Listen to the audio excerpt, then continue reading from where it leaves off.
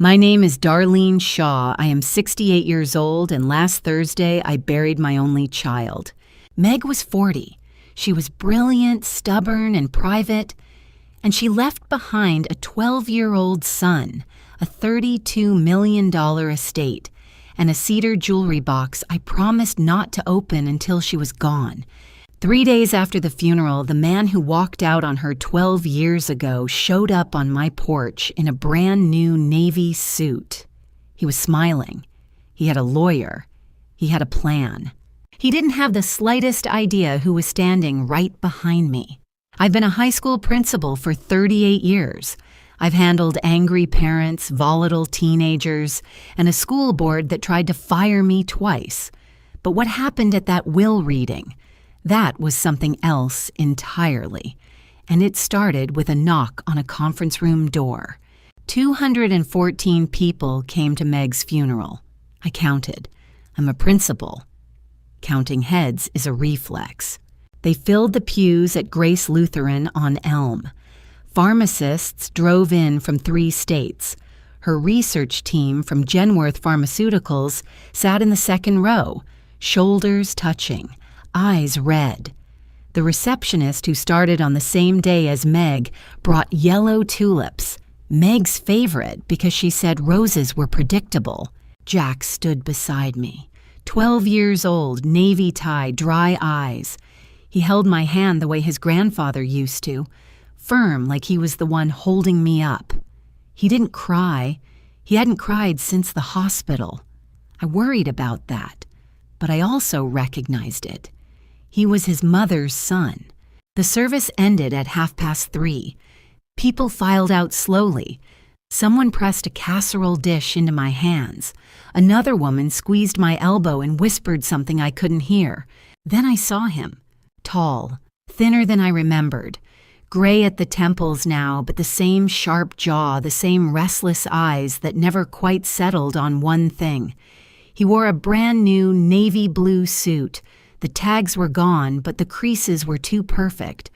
Store-bought that week. He walked straight to me. A woman trailed behind him in black. Expensive black, the kind you charge to a card you can't pay off. He extended his hand. "I'm Jack's father." He said it loudly, clearly, like an announcement. 50 people turned around. Jack's hand tightened in mine. He said nothing. "Darlene," Kyle said, "we need to talk about Meg's arrangements." I looked at him for 3 seconds. I'd spent 38 years managing difficult parents. I knew how to read a face. His said, "I came for the money." "Not here," I said, "not today. Let me tell you about my daughter." Megan Shaw graduated valedictorian from East Knoxville High in 2004. I was her principal. Conflict of interest, sure, but I didn't grade her papers. She earned that rank the same way she earned everything, quietly, completely, and without asking permission. Her father, Walter, drove a delivery truck for 31 years. I taught English, then moved into administration. Between his roots and my salary, we saved enough to get Meg through pharmacy school at UT. She took out the rest in loans and paid them back in 4 years. Her first real paycheck, after 6 years of school, 2 board exams, and a mountain of student loans, came from behind a Walgreens counter on Kingston Pike. She filled prescriptions for a year and a half, and then a recruiter from Genworth Pharmaceuticals called. She started in clinical trials coordination. Within 3 years, she managed a team of 12. By 32, she was overseeing regulatory submissions for the Southeast Division. At 36, they promoted her to Vice President of Research and Development. Meg didn't talk about money. She never mentioned stock options at dinner. She didn't drive a flashy car, a gray Honda Civic, same model she bought at 25, replaced once at 34. But she invested. She saved. She built. $32 million. That is what she left behind, not in a vault. Spread across stock options, a retirement account, 2 rental properties in Farragut, and a life insurance policy she updated the week after her diagnosis. Meg didn't inherit a cent. She earned every dollar the way her father earned his. One load at a time, one route at a time, until the days added up to something no one could take from her. At least, that's what we thought. Kyle Trent entered Meg's life the way storms enter the valley. Fast, loud, and without warning. They met on a dating app in 2013. He was an IT contractor from Maryville. Charming in that restless way. Always pitching ideas, always starting projects, never finishing them. Meg saw potential where I saw patterns. They married 8 months later at the courthouse. No reception, no family dinner, just signatures and a bottle of champagne on the hood of his truck. I bit my tongue. Walter squeezed my hand. "Let her figure it out," he said. 6 months into the marriage, Meg called to tell me she was pregnant. I heard joy in her voice. Cautious joy, the kind that waits for permission. Kyle's reaction, she told me, was complicated. Complicated meant this. By her 7th month, he was spending 3 nights a week out. His truck was gone by dinner, back at dawn. He stopped asking about the baby. He stopped asking about anything. Then one Tuesday evening, Meg came home to find his key on the kitchen counter. No note, just the key and his wedding ring, placed side by side like punctuation at the end of a sentence. He called from a gas station in Chattanooga. "This isn't what I planned," he said. 5 words. That's what 12 years of silence started with. Meg called me at 2 a.m. I drove 3 hours from Knoxville in the dark. When I got there, she was sitting at the kitchen table, 7 months pregnant, holding that key like she was trying to figure out what it unlocked now. She didn't cry. She looked up and said, "I'm keeping everything but his name." She did. Jack was born on a Sunday in March. 7 pounds, 4 ounces. Meg held him alone. I stood beside the bed. No one else was in the room. She named him Jack Walter Trent, keeping Kyle's last name only because, she said, it's easier for school paperwork. She never filed for child support. "I don't want his name on anything else," she told me. Not a check, not a court order, nothing. So she raised him alone, and I helped where I could. The first year, I drove down every weekend. I held Jack while Meg slept. I folded tiny onesies and heated bottles at 3 a.m, while Meg reviewed drug trial reports at the kitchen table, nursing coffee like it was oxygen. By year 2, she was promoted. By year 5, she managed a team of 20. Jack started kindergarten. Meg installed a whiteboard in the hallway where she tracked his reading levels beside her project deadlines. Walter died when Jack was 4. Pancreatic cancer. Fast. Merciless. After that, Meg and I leaned on each other harder. I retired from the school the next year. She drove up on weekends. Jack called me Graham and fell asleep on my couch reading chapter books too old for him. 12 years, 4,380 days. Kyle didn't miss a birthday. He was never around to know when it was. No phone call, no card, no child support, no forwarding address until Meg's attorney tracked him to Portland, Oregon, where he'd moved in with a girlfriend 6 weeks after leaving. Meg never mentioned him to Jack until Jack was 10, and when she did, she said only this: he left because he was afraid. That's the truth, and it's all you need. 14 months before the funeral, Meg called me on a Tuesday afternoon. Her voice was different, not upset, controlled. The way she sounded before a board presentation, rehearsed calm. "Mom, can you come over? I need to tell you something." I drove the 3 hours without asking what it was. I knew. You always know. When your husband dies of cancer, the word lives in your body like a scar you can feel through your clothes. Acute myeloid leukemia, aggressive. Her oncologist gave her a treatment plan and a timeline that sounded like a weather forecast. Percentages and probabilities and phrases like, if we're fortunate. We sat at her kitchen table. Jack was at school. The house smelled like the lemon chicken she'd made the night before. I looked out the window at the backyard swing, that Jack had outgrown 2 years ago, and I thought, this is where the world splits. I had survived my husband's cancer. I told myself I could survive anything after that. But hearing the word from my daughter's mouth, the same word in the same kitchen where she'd done homework as a girl, I learned that surviving and breaking are not opposites. They happen at the same time. Then Meg stood up. She walked to the hall closet, reached behind a stack of blankets, and brought out a box. Cedar, small, 8 inches by 6. Walter had made it for her when she was 8, carved her initials into the lid. MST, Megan Shaw Trent. She'd kept it on her dresser for 30 years. "Mom," she said, pressing it into my hands, "I need you to keep this safe. When the time comes, you'll know what to do with it." I held it. The cedar smelled like Walter's workshop. "Don't open it yet," she said. "Promise me." I promised. Meg fought the way she did everything, methodically, without complaint, and with a legal pad in hand.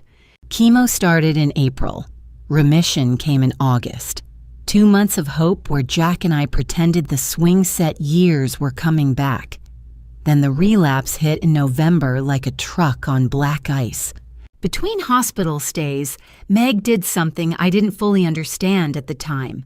She met with a lawyer named Richard Payne, a quiet, meticulous man with an office on the 5th floor of a building downtown. She met with her accountant. She updated her life insurance policy. She restructured a trust I didn't know existed. I'd visit her apartment and find folders stacked on the dining table, color-coded with sticky tabs, medical files on the left, legal documents on the right, financial records in the middle. She organized her dying the way she organized a clinical trial. Every variable accounted for, every outcome mapped. It was unnerving. Not because she was preparing, I understood that, because she was preparing for something specific. She wasn't just getting her affairs in order, she was building something. Jack moved in with me in January when Meg couldn't manage the stairs anymore.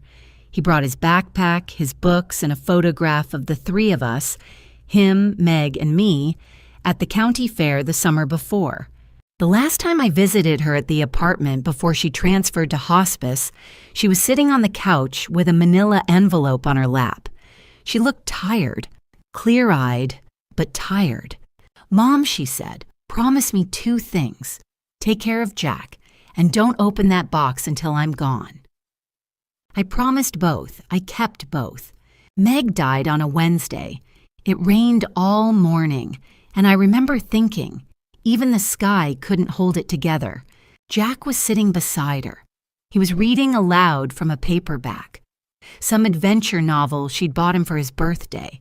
He kept reading even after the monitors changed. I think he knew. I think he just wanted her to hear his voice until the end. I held her hand. It was cool. The IV bruise on her forearm had turned yellow-green, and I found myself staring at it instead of her face because her face was too much. Too much of Walter. Too much of the girl who used to sit at my kitchen table conjugating Spanish verbs with a pencil behind her ear. The last thing she told me and the last thing she said clearly 2 days before was this: "He'll come back, Mom. When he hears about the money, he'll come back. And he'll smile like nothing happened." She paused. "He told me, this isn't what I planned. Remember? That's what he said when he left. 5 words. He planned nothing, Mom, but I planned everything." At the time, I didn't fully understand. I was grieving. I was holding my daughter's hand and watching her breathe like each one cost her something she didn't have. But later, Sitting alone in my kitchen at 2 in the morning, the cedar box on the counter, the house silent except for Jack sleeping upstairs, I heard those words again, clear as her voice. I planned everything. I looked at the box. I didn't open it, not yet. She'd said I would know when the time came. She was right about that, too. 2 days after the funeral, the phone rang at 7 in the morning. Darlene. Kyle's voice was careful, practiced, the kind of tone a salesman uses when he knows the customer is fragile. I think we should sit down and discuss Meg's estate. As Jack's father, I have rights. I set my coffee down. Jack was upstairs getting dressed for school. I could hear the floor creak as he moved from his bedroom to the bathroom, the same rhythm Meg had as a teenager. You haven't been Jack's father for 12 years, Kyle. That's not how the law works, Darlene. In the background, I heard whispering, a woman's voice, coaching him, feeding lines like a prompter behind a curtain. Who is that? I asked. My wife, Nicole. She's supportive. I see. He cleared his throat. I'm exploring my options. Full custody. The trust should be managed by a parent, a biological parent. I think any court would agree. I taught high school for 38 years. I know exactly what a bully sounds like when he thinks he's found someone weaker. The cadence is always the same. Overly reasonable, falsely calm, wrapped around a threat like ribbon around a razor blade. Kyle, I said, the last time you saw your son, he was in utero. The last time you contributed to his life was a gas station phone call from Chattanooga where you told his mother this wasn't what you planned. And now you're calling me about custody. Silence. I'll have my lawyer contact you, he said. You do that. I hung up, poured a fresh cup of coffee, and for the first time since Meg's diagnosis, I felt something other than grief. I felt the teacher's instinct, the principal's reflex. Someone was lying in my office, and I had all the records. Brenda Trent called the next morning. I knew her voice before she said her name. It hadn't changed in 12 years. The same thin drawl, the same way she stretched out vowels when she was about to say something condescending. Darlene, I just want you to know, I'm so sorry about Megan. She was a good girl. A good girl, not a good woman, not a brilliant pharmacist. A good girl. Like Meg was still 15 and borrowing her car. Thank you, Brenda. Then the pivot. It always comes.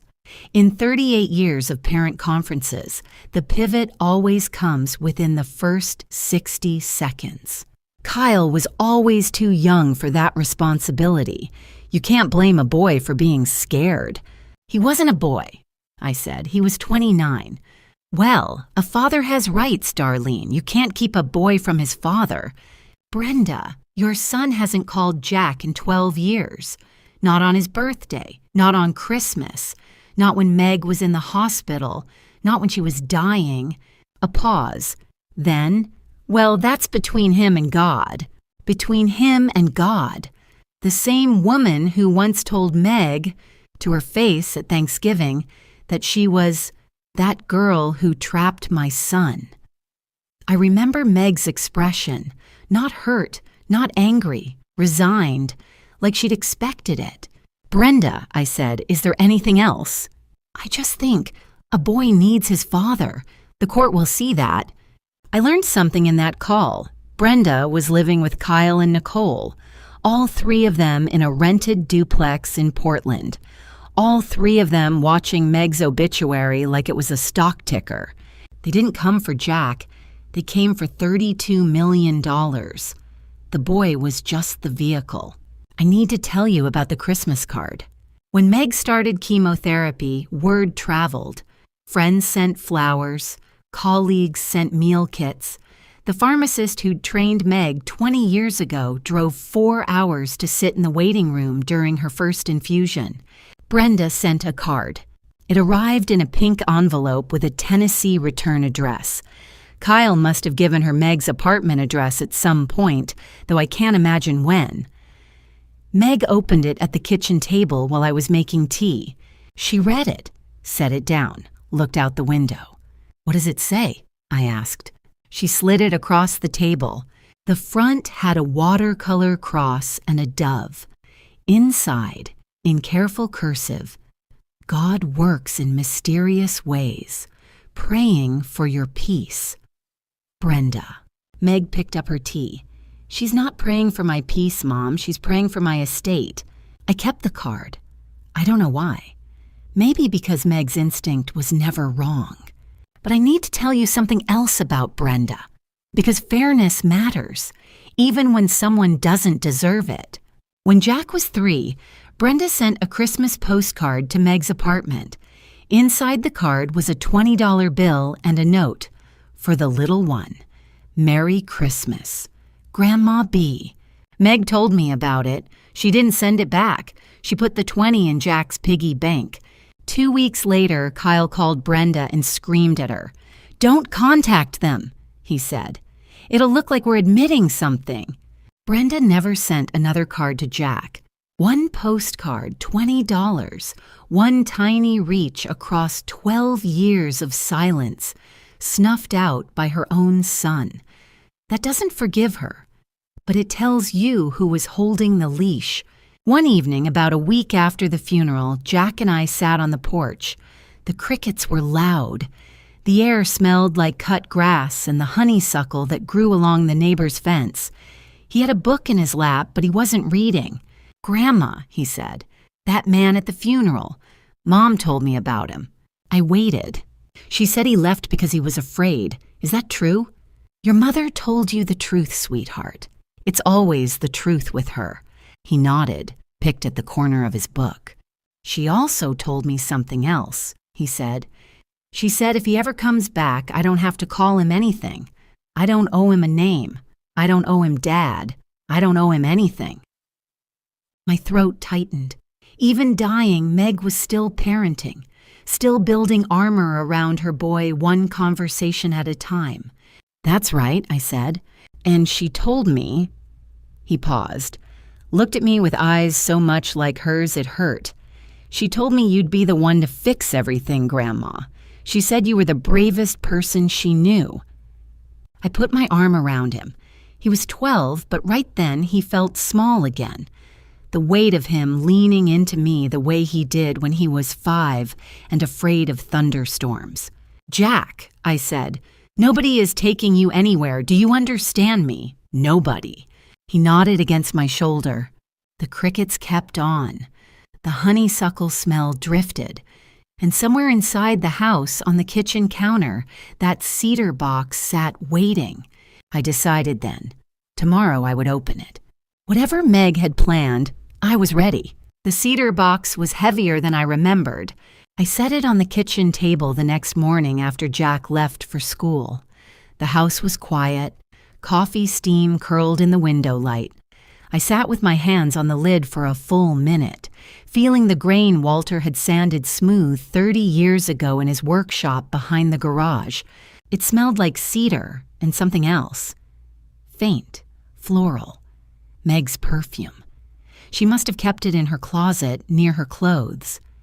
The scent hit me low, beneath my ribs, the place where grief lives when it's done being dramatic and just sits there like a stone. I opened it. Inside, stacked neatly the way only Meg could stack things, a letter, 4 pages handwritten on yellow legal paper in Meg's slanted script, folded twice, edges crisp. A USB drive in a small plastic case.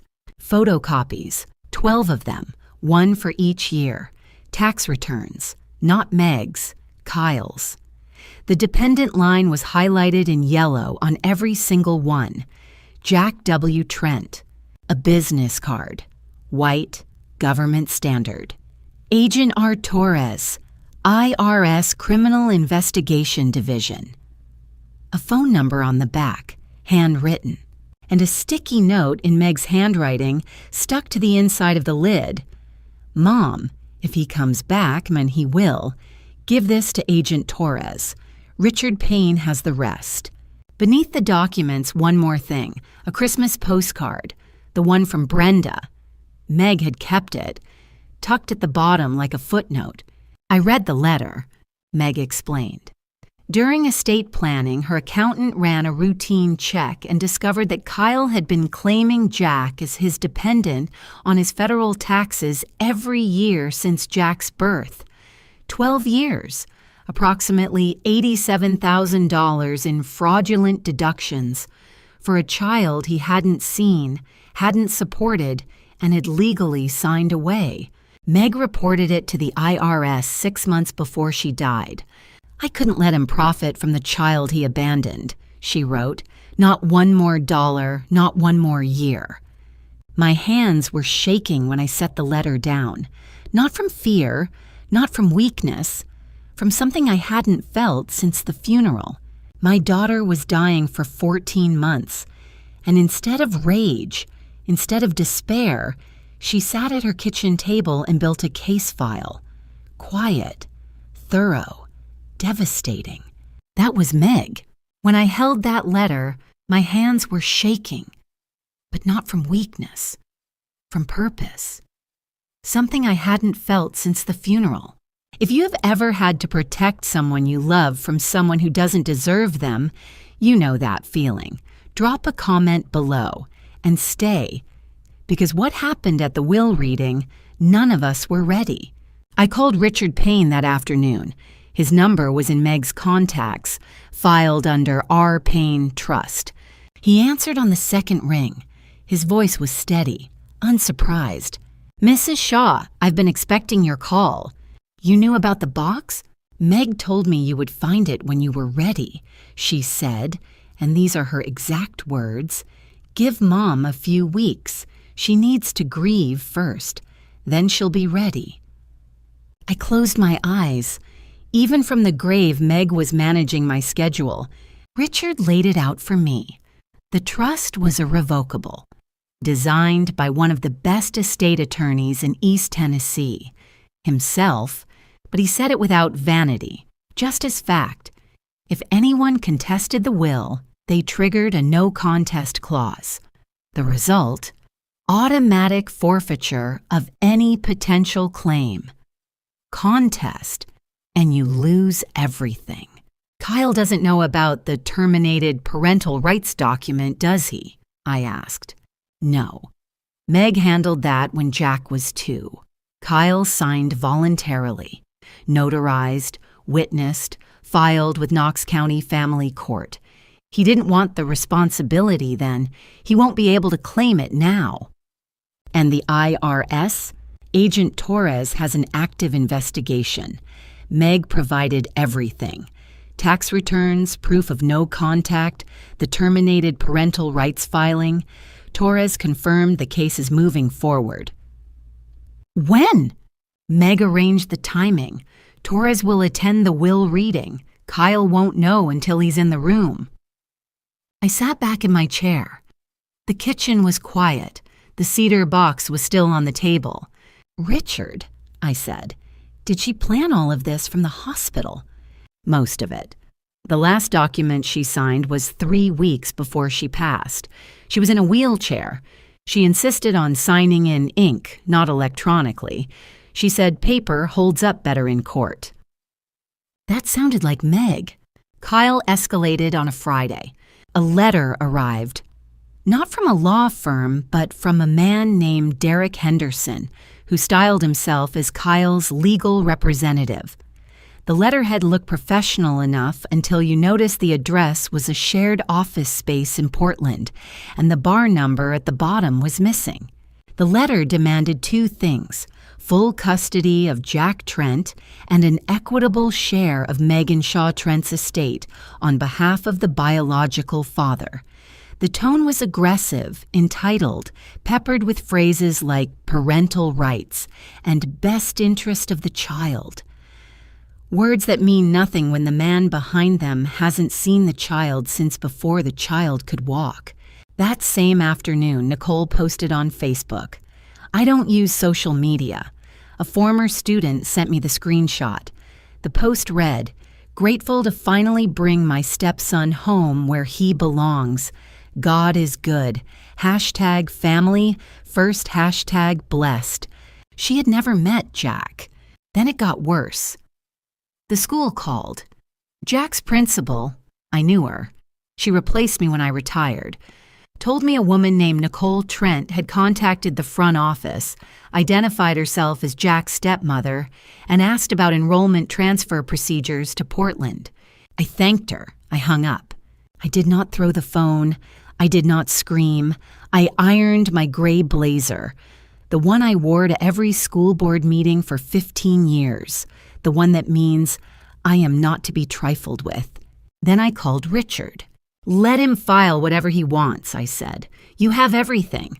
I do, Richard said. And Mrs. Shaw. Torres confirmed. He'll be at the Will reading Tuesday. Good. Some women sharpen knives. I press creases. Monday night. The house was quiet except for the hum of the oven and the occasional clink of Jack's fork against his plate. I made lemon chicken, Meg's recipe, the one she learned from a college roommate and never wrote down. I knew it by heart because I'd watched her make it 100 times. Garlic, lemon zest, rosemary, a splash of white wine she always measured with her eyes. Jack ate slowly. He was reading between bites, a habit Meg never broke him of, though she tried. Grandma, he said without looking up, are you nervous about tomorrow? I was a high school principal for 15 years. I've sat across from parents who wanted to fight me over detention slips. This won't be any different. He turned a page. Mom said it would be just like a parent conference, except this time the parent is the one in trouble. I smiled. Meg had told him. Of course she had. She'd prepared him the way she prepared everything. Calmly, clearly, without panic. After dinner, I washed the dishes alone. Jack went upstairs to read. The house settled into its nighttime sounds. The refrigerator cycling, the floorboards ticking, the old oak out front brushing the gutter. I sat at the kitchen table. The cedar box was in front of me. I opened it one more time. Cedar and perfume. The letter on top, the tax returns beneath, Agent Torres's card tucked in the corner. I closed my eyes and spoke to her. You planned this, Meg. Every page, every signature. You planned this from a hospital bed with an IV in your arm, and you still won. I closed the lid, turned off the kitchen light. Tomorrow, I would finish what my daughter started. Richard Payne's office was on the 5th floor of the Riverview building downtown Knoxville. Glass doors, clean carpet, the faint smell of legal paper and printer toner. I'd been there once before, when Meg introduced me to Richard 8 months ago. Back then, I thought it was about the trust. I didn't know it was about the war. Jack and I arrived at 9:30, Tuesday morning. Bright sun, no clouds. Jack wore a blue button-down, the one Meg bought him for his school concert. He carried his backpack because he planned to do homework after. He was 12.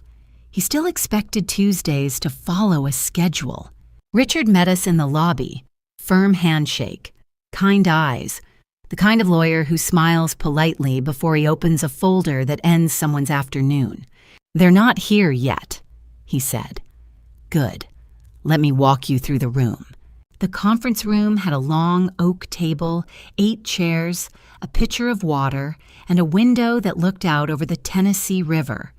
At the far end of the table, one empty chair. No nameplate, no folder. Just the chair. At 10 minutes to 10, Kyle arrived. New suit. Charcoal this time, not the navy from the funeral. Nicole was beside him, carrying a Louis Vuitton handbag that still had the department store tissue paper poking out the top. Brenda trailed behind, looking like she'd rather be anywhere else. Behind them, a man in his early 30s, Derek Henderson, Kyle's legal representative. He clutched a binder and avoided eye contact. Kyle sat down across from me. His confidence was visible.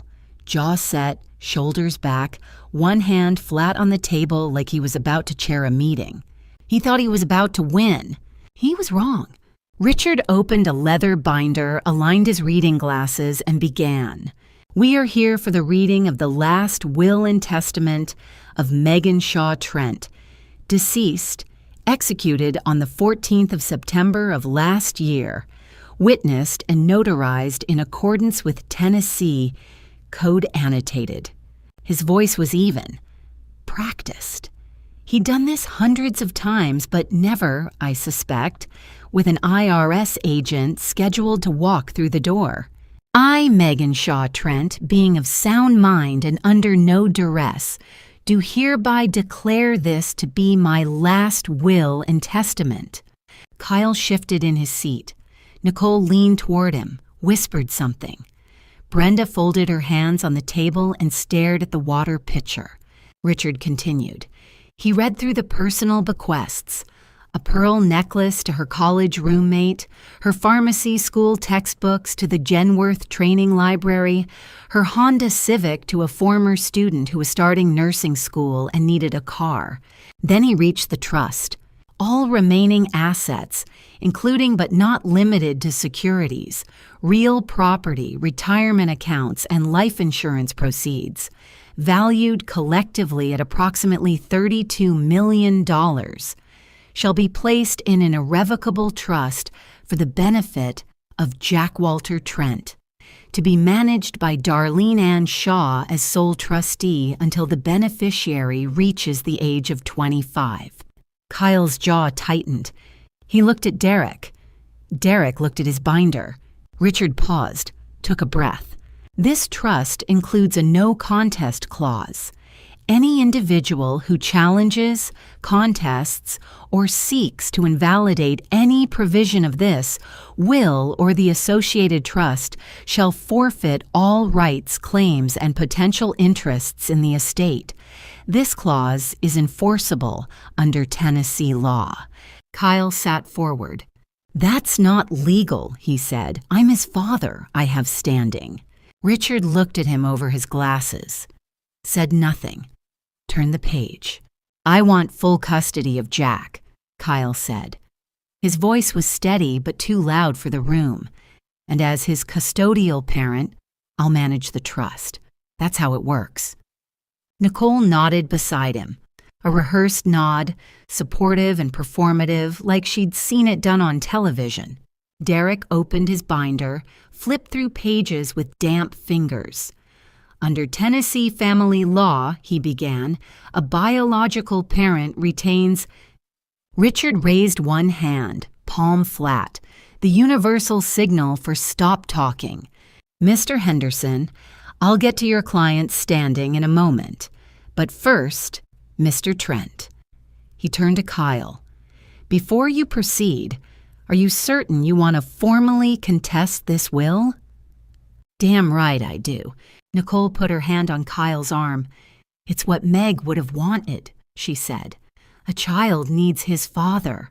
Jack, sitting beside me, didn't move, didn't blink. He stared straight ahead as if Nicole were furniture. Brenda spoke for the first time. My son has every right, she said, her voice thin but definite. Richard made a note on his legal pad. He wrote slowly, deliberately. Then he looked up. I'd like to note for the record that Kyle Trent has been advised of the no contest clause contained in the will of Megan Shaw Trent and has chosen to formally contest the provisions therein. Is that correct, Mr. Trent? Yes. And you understand that by contesting, you trigger the forfeiture clause, which may extinguish any potential claim you might otherwise have. I said yes. Richard nodded, capped his pen, set it down beside the binder. I watched him the way I used to watch a teacher pause before returning a test with a failing grade. Not unkind, not gloating, just precise. Very well, he said. Then let's proceed to the matter of standing. Richard reached into a second folder, burgundy, tucked behind the first. He produced a single document, 4 pages, held together with a brass fastener. He placed it in the center of the table like a surgeon placing an instrument. "This," Richard said, "is a voluntary termination of parental rights, signed by Kyle Andrew Trent, notarized by the state of Tennessee, and filed with Knox County Family Court 12 years ago." Kyle's mouth opened. No sound came out. Nicole turned to him. "What is that?" Richard continued, voice unchanged. "Mr. Trent voluntarily terminated his parental rights when Jack was 2 years old. The document was executed at the request of Megan Shaw Trent, witnessed by a licensed notary, and includes Mr. Trent's signature and initials on every page. She tricked me into signing that," Kyle said. "I didn't know what it was." "Mr. Trent, the document includes a signed acknowledgement clause, page 3, paragraph 4, confirming that you read and understood the terms. Your initials are beside each paragraph. The notary's seal is at the bottom." Kyle's smug grin didn't disappear all at once. It melted, slow, uneven, the way confidence drains when the ground you're standing on turns out to be someone else's floor. Derek leaned toward Kyle and whispered something. Kyle pushed him away.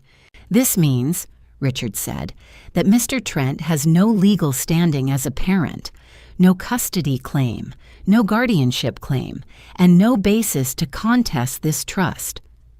Nicole stared at the document. Her calculated composure, the patient smile, the supportive hand on Kyle's arm, flickered. She pulled her hand back. Brenda's face went white. Not angry white, shamed white. The color of someone who just realized they walked into the wrong room.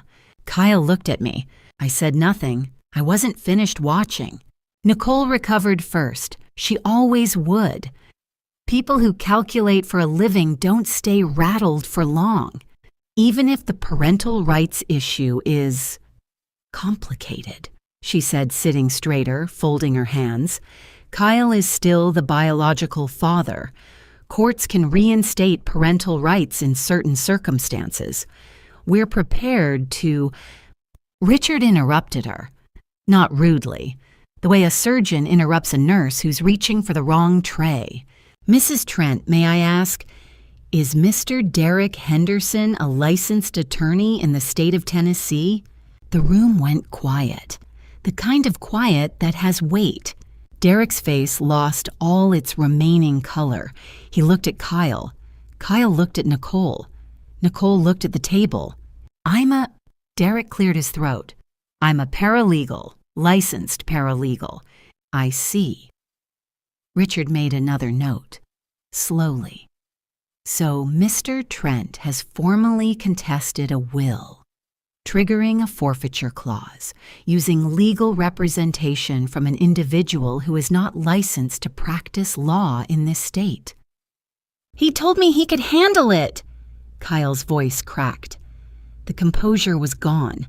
The navy suit, charcoal today, but same energy, was darkening at the collar. Sweat. Nicole picked up her Louis Vuitton bag and set it on her lap.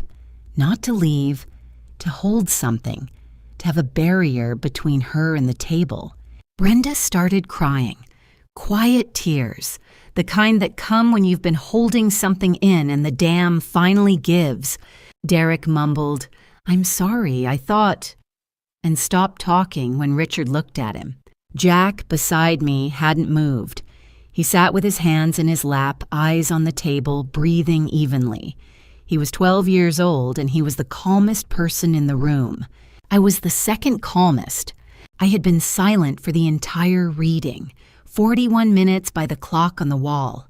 I sat with my hands on the table, my gray blazer buttoned, my expression the same one I wore to school board meetings when someone tried to cut the music program. Now I spoke. "Kyle." He looked at me. His eyes were wet. Not with grief, with the sudden, nauseating realization that this was not going the way he'd practiced in the car. "I want you to hear something," I said. "My daughter was diagnosed 14 months before she died. She spent those 14 months doing two things. I paused, let the room hold its breath, fighting for her life and making sure you could never take her son. Nicole looked away. Brenda's crying got louder. Derek studied his shoes. She planned every page of this, I continued. Every document, every clause, every contingency. She did it from a hospital bed with an IV in her arm, between chemotherapy sessions that made her so sick she couldn't stand. I kept my voice level, not because I wasn't angry. I was furious. But fury from a principal's chair sounds different than fury from a street corner. It's colder, more complete. That's the kind of mother she was, I said. The kind you walked away from. Kyle leaned forward. Darlene, I made a mistake. You made a choice for 12 years. He opened his mouth, closed it, opened it again. Can we talk about this? We are talking about it, Kyle. Right here. In the room your son is sitting in. The son you claimed on your taxes every year but never once called on his birthday. The room went still. I didn't raise my voice. I didn't need to. Silence, delivered correctly, is louder than any shout. Richard let the silence hold for 5 seconds. Then he opened a third folder. There is one more matter, Mr. Trent. Kyle's head snapped up. He had the look of a man who has been punched twice and sees the third fist coming but can't move out of the way. Richard spread 12 photocopied tax returns across the table, one for each year. The dependent line was highlighted in yellow on every single one. Jack W. Trent. For each of the past 12 years, Richard said, you filed your federal tax returns claiming Jack Walter Trent as your dependent. Is that correct? Kyle didn't answer. You reported him as a qualifying child living in your household. You claimed the child tax credit, the earned income credit, and head of household filing status. The total estimated value of these deductions over 12 years is approximately $87,000. Nicole stood up, then sat down, then stood up again. I didn't know about this, she said. We've only been married 4 years. His taxes before that. Mrs. Trent, I'm simply presenting the facts. Kyle found his voice. Barely. My accountant... Your accountant filed what you told him to file, Mr. Trent. You provided the Social Security number. You checked the box 12 times. I watched Kyle's hands flatten on the table. The fingers spread. The same hands that placed a key on a kitchen counter 12 years ago and walked away. Megan discovered this during her estate planning, Richard said. Her accountant flagged the discrepancy. She investigated. She confirmed. And 6 months before her death, she filed a formal report with the IRS Criminal Investigation Division. Kyle's face went the color of old paper. And then, right on time, came the knock. 12 years of silence. 12 years of tax returns. 12 years of a man collecting money for a child he never held, never fed, never drove to school. My daughter caught every year. And she didn't confront him. She documented it. If you know what it's like to fight quiet and win loud, subscribe. Because what walked through that door next changed everything. The knock was firm, 2 raps, professional. Richard stood. Come in. The door opened. A man stepped in, mid-40s, broad shoulders, dark suit that was clearly government issue. No flash, no silk tie, just clean lines and a badge clipped to his belt. He moved into the room the way federal agents move, without apology, without haste, like the building was already his. Richard gestured. Everyone. This is Special Agent Rafael Torres, IRS Criminal Investigation Division. Kyle made a sound. Not a word. A sound. Somewhere between a gasp and the noise a balloon makes when you let the air out slowly. Torres sat in the empty chair at the end of the table, the chair that had been waiting for him all morning.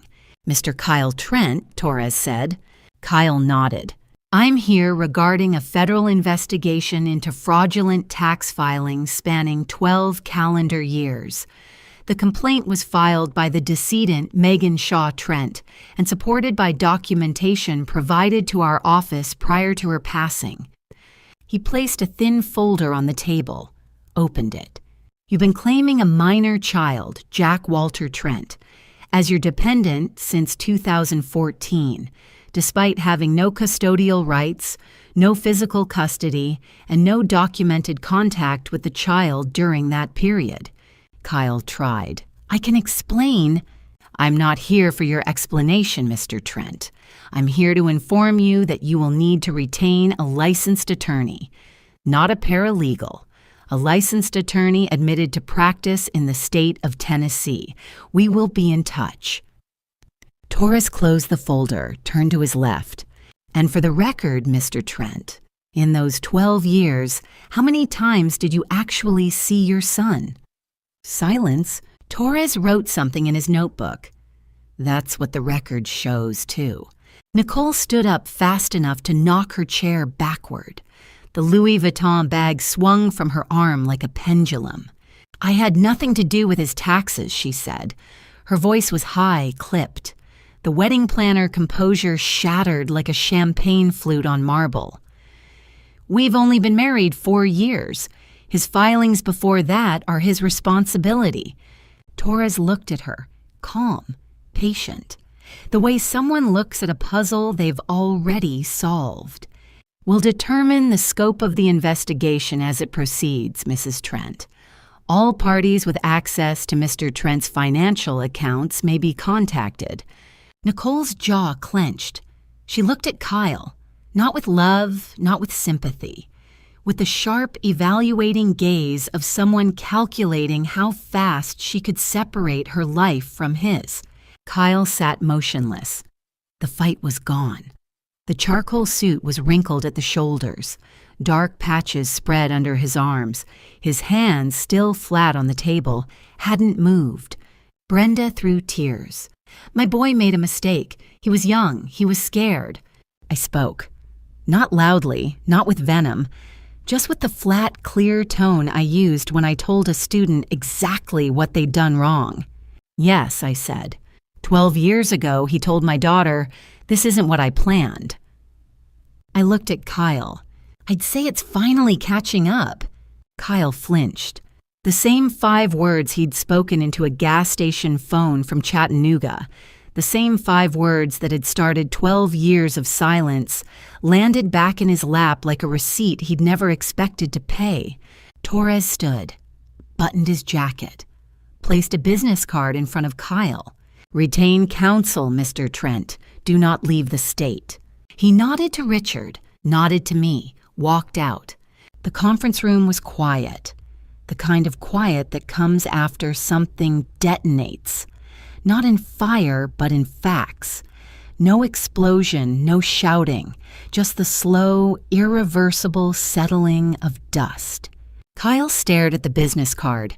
He didn't pick it up. Derek, the paralegal, pushed his chair back, mumbled, I'm sorry, I didn't know, and walked out without shaking anyone's hand.